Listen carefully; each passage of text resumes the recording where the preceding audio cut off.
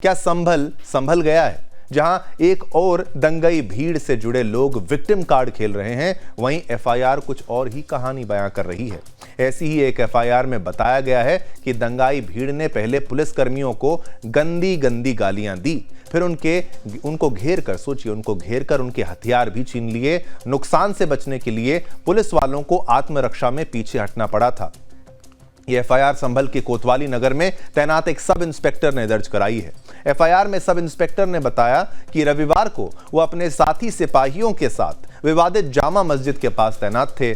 सुबह 8:45 के आसपास मस्जिद से लगभग 100 मीटर दूरी पर 700 से 800 मुसलमानों की भीड़ जमा हुई। इस भीड़ ने पहले नारेबाजी शुरू की, फिर यह उग्र हो गई। भीड़ में शामिल मुस्लिम लड़कों ने पत्थरबाजी चालू कर दी। इसका निशाना पुलिस बनी। शिकायतकर्ता के मुताबिक दंगाई भीड़ विवादित मस्जिद का सर्वे करने आई टीम को बाहर खदेड़ने पर आमादा थी। सब इंस्पेक्टर के अनुसार जिले में 5 से अधिक लोगों के जमा होने पर रोक लगाई गई थी। इसी के तहत पुलिस बार बार लोगों को घर जाने की नसीहत दे रही थी। पुलिस की नसीहत का दंगाई भीड़ पर कोई असर नहीं पड़ा। वह पुलिसकर्मियों को अनसुना करते हुए धक्का देती आगे बढ़ती रही। इस दौरान भीड़ में शामिल लोग पुलिसकर्मियों को गंदी गंदी गालियां देते हुए पत्थर मारते रहे। सब इंस्पेक्टर ने शिकायत में बताया है कि इस भीड़ में शामिल लोग एक साजिश के तहत पुलिस को निशाना बना रहे थे। पत्थरबाजी के बाद भीड़ में से 40 से 45 लोगों ने पुलिसकर्मियों की हत्या के लिए इन दंगाइयों को उकसाया। भीड़ में कुछ लोगों ने शिकायतकर्ता सब इंस्पेक्टर की सरकारी पिस्टल छीनने की कोशिश की थी। पिस्टल ना छीन पाने पर हमलावरों ने सब इंस्पेक्टर से 9mm के 10 कारतूस लूट लिए। भीड़ में से कुछ अन्य लोगों ने कांस्टेबल कपिल कुमार को घेर कर कंधे पर टंगा बैग छीन लिया। इस बैग में टीयर गैस के 29 गोले थे। ये उपद्रवी अपने साथ उसको ले गए। इतने पर भी हिंसक भीड़ नहीं रुकी। उसने इसके बाद तीसरे पुलिसकर्मी पुलिसकर्मी को निशाना भी बनाया है। इसके बाद दंगाइयों का निशाना कांस्टेबल पंकज कुमार बने।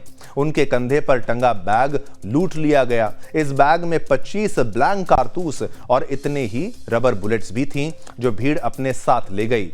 भीड़ ने यहीं तैनात कांस्टेबल राजपाल को भी निशाना बनाया। उनसे भी 15 कारतूस छीन लिए गए। इसके बाद दंगाई भीड़ ने उनकी हत्या करने की कोशिश की। पुलिसकर्मियों को अपनी जान बचाने के लिए थाने की तरफ भागना पड़ा। भीड़ ऐलान कर रही थी कि वो किसी भी हाल में जामा मस्जिद का सर्वे नहीं होने देगी। अतिरिक्त फोर्स आने के बाद ही यहां तैनात पुलिसकर्मियों की जान बच पाई है। हिंसा में कई पुलिसकर्मियों को चोटें आई हैं, जिनका इलाज अस्पताल में जारी है। अब जांच होने पर इस हिंसा की साजिश की परतें धीरे धीरे बाहर आ रही हैं, खुल रही हैं, उधड़ रही हैं। पकड़े गए पत्थरबाजों ने पूछताछ में खुलासा किया है कि दंगाइयों को बैकअप देने के लिए कई मुस्लिम महिलाओं को भी तैयार किया गया था। ध्यान से सुनिए, कई मुस्लिम महिलाओं को भी तैयार किया गया था बैकअप देने के लिए। इस बीच प्रदेश सरकार ने हिंसा में हुए नुकसान की वसूली उपद्रवियों से करने का ऐलान किया है। पकड़े गए पत्थरबाजों और गिरफ्तार हुई खातूनों से पूछताछ में सामने आया कि संभल हिंसा के दौरान बैकअप के लिए मुस्लिम महिलाओं को तैयार रखा गया था। पहले से ही साजिश के तहत कांच की बोतलें और पत्थर जमा कर दिए गए थे। इसके बाद उपद्रवियों ने पुलिस पर हमला किया। अंत में औरतों को इस बात के लिए रेडी रखा गया था कि अगर पुलिस दंगाइयों का पीछा करे तो वो सामने आकर खड़ी हो जाएं। बताया यह भी गया है कि मुस्लिम महिलाओं पर कई जिम्मेदारियां डाली गई थी। पहली जिम्मेदारी में पुलिस के आगे खड़े होकर दंगाइयों को कवर देना था। वहीं दूसरे काम में उनको खुद भी पत्थरबाजी और सुरक्षा बलों पर बोतलें आदि फेंकने का जिम्मा मिला था। हिंसा में शामिल आपको बताएं, जो नाम भी आपके टेलीविजन स्क्रीन पर आप देख रहे हैं, रुकैया, फरमाना और नजराना ने भी इसी तरह की साजिश रचे जाने की पुष्टि कर दी है। इन महिला आरोपितों को आमने सामने बिठाकर भी पूछताछ की गई। पुलिस ने अपने अंदाज में सारे जो बयान लिए हैं, लेकिन अब बाबा ने इन सब से ही हिंसा में हुए नुकसान की भरपाई की वसूली की तैयारी कर ली है। पुलिस विभाग सहित अन्य डिपार्टमेंट्स नुकसान का आकलन करने में जुटा हुआ है। सभी जुट चुके हैं। दंगाइयों की संपत्तियों की भी खोजबीन शुरू कर दी गई है। 74 पत्थरबाजों को चिन्हित किया जा चुका है। बाकी की पड़ताल भी की जा रही है। जिले में कहीं भी खुले में पेट्रोल बेचने पर पाबंदी लगा दी गई है।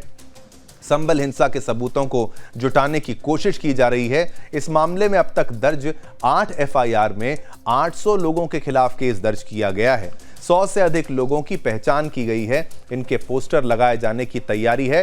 पुलिस प्रशासन की ओर से सार्वजनिक स्थानों पर पोस्टर लगाए जाएंगे, जिसके बाद इन सब पर एनएसए के तहत कार्रवाई की जाएगी।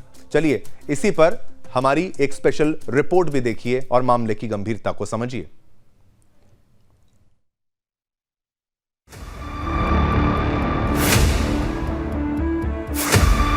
अपना भविष्य बर्बाद करो इनके चक्कर में नेताओं के। ये संभल की वही जामा मस्जिद है जहां 24 नवंबर को सर्वे के दौरान भड़की हिंसा के बाद हालात तनावपूर्ण हैं। 24 नवंबर की वो सुबह जब उत्तर प्रदेश के संभल को सोची समझी साजिश के तहत आग में झोंका गया। जामा मस्जिद के बाहर चीखते चिल्लाते लोग और देश की रक्षा करने वाले प्रशासन पर ताबड़तोड़ चप्पलें और पत्थरों से हमला। संभल में भड़की हुई आग अब भी शांत होने का नाम नहीं ले रही। हालांकि संभल में हुई हिंसा में तमाम नेता किसी फिल्म के खलनायक की तरह अपनी भूमिका निभा रहे हैं। दरअसल ये वही नेता हैं जिन्होंने खुद इस हिंसा को बढ़ावा दिया और अब पूरी दुनिया को दिखा रहे हैं कि उन्हें कुछ नहीं पता। सपा सांसद जियाउर रहमान बर्क ने एक बयान दिया था कि यहाँ मस्जिद है, मस्जिद थी और मस्जिद रहेगी। क्या ये बयान माहौल खराब करने का कोई इशारा था? ये एक प्री प्लान घटना है और अफसोस की बात यह है कि इसमें खास तौर से मुस्लिम समाज के लोगों को जो टारगेट कर करके काम किया जा रहा है इस प्रदेश और देश के अंदर, इससे ज्यादा बुरा हाल शायद आजादी के बाद में कभी नहीं हुआ होगा। और जिस प्रकार प्लेसेस ऑफ वर्शिप एक्ट का उल्लंघन किया जा रहा है, जब पार्लियामेंट ने एक कानून बना दिया 1991 में कि 1947 15 अगस्त से जो धार्मिक सिर्फ मस्जिद नहीं, जो भी धार्मिक स्थल अस्तित्व में है उनके साथ किसी प्रकार की कोई छेड़खानी नहीं होगी, वो अपने उसके अंदर ही रहेगा। लेकिन उसके बावजूद कि जगह जगह याचिकाएं दारी डाली हैं और सेम डे पर उसमें आदेश हो रहे हैं। सर्वे और डीएम और एसपी ने उसी दिन जाकर के सर्वे कराया और सर्वे करा करके हमने बहुत सुकून के साथ सर्वे फिर भी हमने करा दिया। लेकिन जुमे के दिन जब नमाज का वक्त था तो बहुत पुलिस फोर्स तैनात की, लोगों को नमाज पढ़ने से रोका गया वहाँ पर। अब वारदात के 3 दिन बीत जाने के बाद हालात थोड़े बहुत सामान्य हुए, तो वहीं इस घटना में अल-कायदा मॉड्यूल की एंट्री के बाद ये बात पूरी तरह से साफ हो चुकी है कि संभल की घटना महज एक संयोग नहीं थी, बल्कि सोचा समझा प्रयोग था। वैसे भी संभल और सहारनपुर में हमेशा से ही जिहादियों की नजर रही है। कई ऐसे मामले सामने आए जब युवाओं की आतंकी गतिविधियों में संलिप्तता की वजह से सुरक्षा एजेंसियों ने यहाँ कई बार दबिश भी दी थी और कई को गिरफ्तार भी किया। इस केस में भी जो सीसीटीवी फुटेज सामने आया उसमें साफ साफ देखा गया कि कैसे साजिशन पत्थरबाजी हुई, लोगों के ऊपर जिहादी भीड़ ने अटैक किया, पुलिस कर्मियों को जान से मारने की मंशा थी, ऐसा एफआईआर में साफ साफ लिखा गया है। में अब इस समय अभी तक जो अपडेट है वो ये है कि 7 एफआईआर हो चुके हैं। उनमें 22 लोग नामजद हैं, 27 लोग अरेस्टेड हैं, 74 लोग चिन्हित किए जा चुके हैं। अब बाकी लोगों को चिन्हित करने का काम चल रहा है, लेकिन अभी हमारी प्राथमिकता वहाँ पर जनजीवन को सामान्य करने की है, जो आज हो भी गया। बाजार भी खुले, सब कुछ सामान्य चल रहा है। लोगों से बातचीत हमारी जारी है, जितने भी संभ्रांत लोग हैं उन लोगों से बातचीत कर रहे हैं। हमारी पहली कोशिश ये है कि वहाँ पे स्थिति पहले सामान्य हो, और वो सामान्य हो भी चुके हैं, आज सामान्य हो गए। अब दूसरी बात यह है कि हम लोगों का पहले भरोसा अर्जित करें, और जितनी सारे कन्फ्यूज़न क्रिएट किए जा रहे हैं वहाँ ग्राउंड से लेकर सोशल मीडिया तक, उन कन्फ्यूजन्स को दूर करने के लिए संभल के लोगों का विश्वास में लेना जरूरी है, क्योंकि बाहर तो बहुत सारे लोग संभल के जो लोग हैं उनको भड़काने के हर एक प्रयास कर रहे हैं। अगर संभल इंटैक्ट रहा, संभल के लोग इस बात पे मुतमईन रहे और उनके साथ मिलकर हमने ये पूरी व्यवस्था बनाई, तो मुझे पूरा विश्वास है कि बहुत जल्दी हम इसको बहुत बेहतर तरीके से हैंडल करेंगे।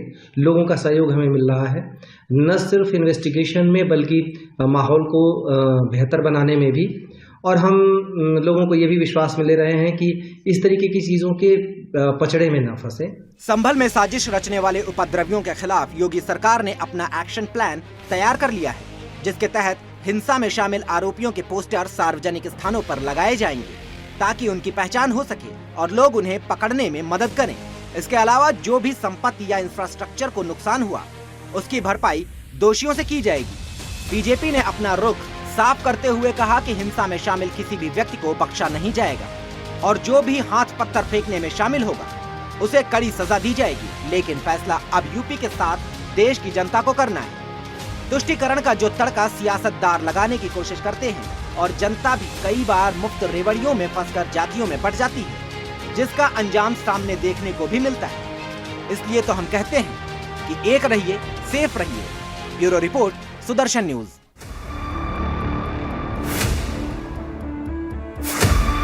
अपना भविष्य बर्बाद मत करो। चलिए, आपने खबर भी जानी और हमारी स्पेशल रिपोर्ट भी देखी। अब आपको कुछ ही पलों में वो सीसीटीवी फुटेज भी दिखाएंगे। अब ये देखिए, सीसीटीवी फुटेज में ये साफ नजर आ रहा है कि ये दंगाई हैं और यहां पर कैमरा है और इन्होंने सीसीटीवी जो कैमरे हैं उनको भी निशाना बनाया है। धीरे धीरे आप इन दंगाइयों को देखते जाइए और आप समझ पाएंगे। ये देखिए, ये डंडा लेके सीसीटीवी कैमरे पर ही वार करता हुआ आपको यहां पर नजर आएगा। ये लीजिए, इसने कैमरे पर डंडा मारा और ये चिन्हित भी हो गया, लेकिन ठीक है, इसने मुंह पर कपड़ा बांधा है, लेकिन पुलिस फिर भी ढूंढ लेगी। ये देखिए, इसने छत को भी नुकसान पहुंचा दिया और कैमरे को भी वहां पर तोड़ दिया। तो ये खतरनाक भीड़ थी उस वक्त वहां पर मौजूद, जो कुछ भी करने को आमादा थी, मुंह पर कपड़ा बांधकर बिल्कुल दंगाई। और ये इनको साफ शब्दों में जिहादी कहा जा सकता है, क्योंकि इनकी जो सोच है, जो तरीका है, बिल्कुल किसी प्रोफेशनल टीम की तरह ये काम इन्होंने किया। ये कहां से आए थे, वहां के लोकल भी थे या बाहर के थे, और ये लोग चिन्हित हुए हैं और ये पत्थर के साथ इनके ये पोस्टर वायरल होंगे।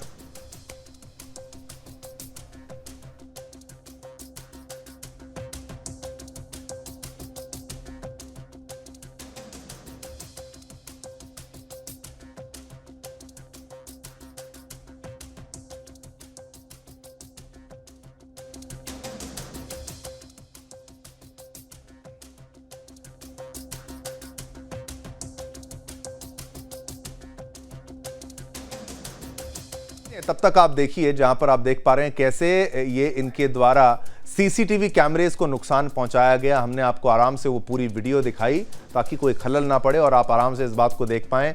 ये सीसीटीवी कैमरेज को निशाना बना रहे थे और ये किसके बीच में था, ये किसके बीच में ये पूरा दंगा था, वो भी आपको दिखाने का प्रयास करेंगे, आपको वो भी समझाने का प्रयास करेंगे। कुछ ही पलों में आपको हम विस्तार से इसके बारे में जो है वो बताएंगे। लेकिन आप देखिए, ये सीसीटीवी जब से आया है तब से ये बात साफ हो गई है कि इन दंगाइयों की प्लानिंग कितनी ज़्यादा यहाँ पर तेज थी, कितनी ज़्यादा यहाँ पर पूरे तैयारी के साथ वो लोग यहाँ पर आए थे।